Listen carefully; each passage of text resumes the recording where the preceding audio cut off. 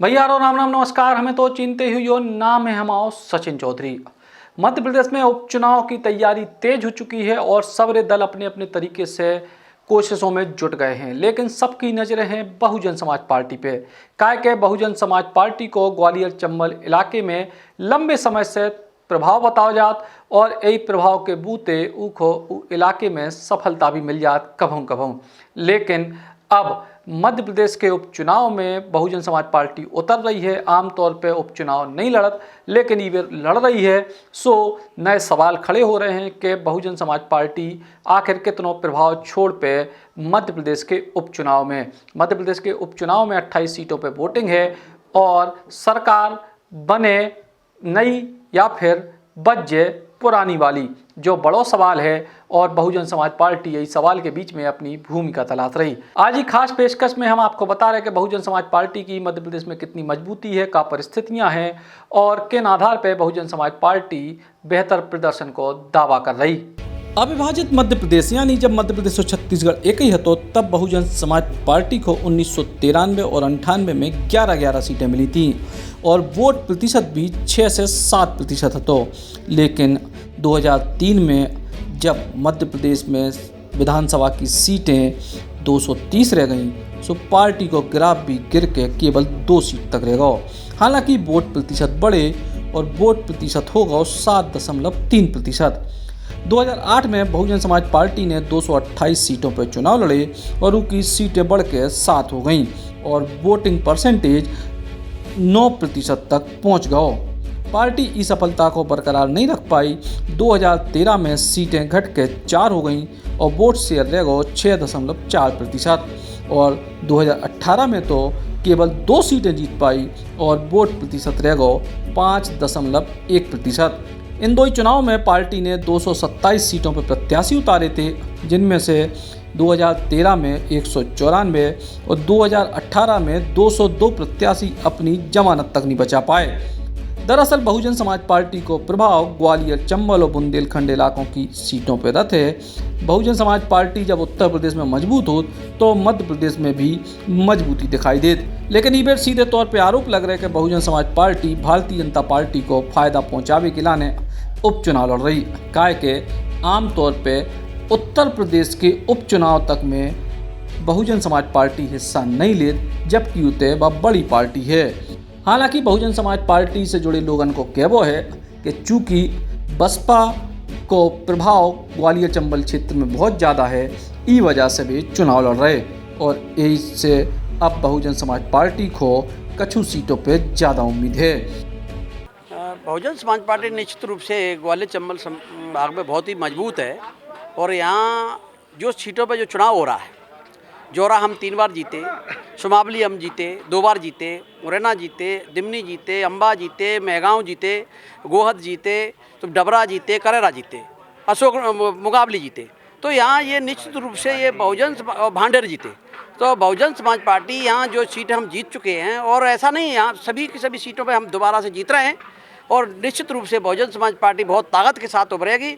और सरकार की बात है तो सरकार अभी भाजपा की भी नहीं बनेगी, किसी भी हालत में नहीं बनेगी, कांग्रेस की तो बनने का सवाल ही नहीं है। तो निश्चित रूप से ऐसी चौंकाने वाले रिजल्ट आएंगे। मुरैना जिला की अगर बात करें तो 2008 में मुरैना और जौरा सहित 4 सीटों पर बहुजन समाज पार्टी को 30% से ज़्यादा वोट मिले थे।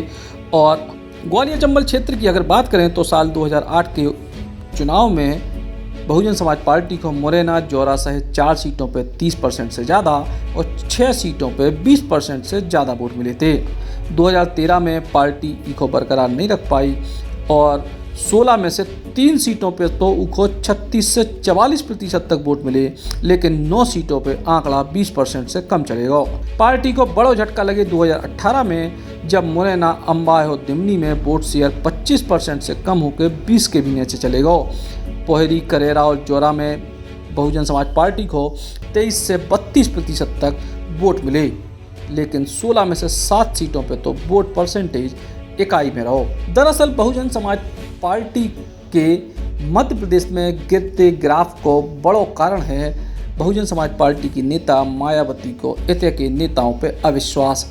लगातार बहुजन समाज पार्टी के जो भी नेता मध्य प्रदेश में उभर के सामने आओ, वे कोनू ना कोनू वजह से बहन जी से दूर हो जात और यही के चलते अब बहुजन समाज पार्टी मध्य प्रदेश में ऊ ताकत में नहीं दिखाई दे जी ताकत में उको भय चाहिए। तो हाल में ही बहुजन समाज पार्टी की पथरिया से विधायक रामबाई परिहार को भी पार्टी से निलंबित कर दोगे। तो फिलहाल बहुजन समाज पार्टी को मुरैना, अम्बा, मेहगांव, सुमावली, ग्वालियर शहर, ग्वालियर पूर्व, गोहद, दिमनी, जौरा, डबरा, भांडेर, करेरा, पोहरी, बमौरी और अशोकनगर में ठीक ठाक प्रदर्शन की उम्मीद है, जिनमें से 2 से 3 सीटें ऐसी हैं जिते बहुजन समाज पार्टी कांग्रेस और भाजपा को बिल्कुल सीधी टक्कर देवे की स्थिति में है।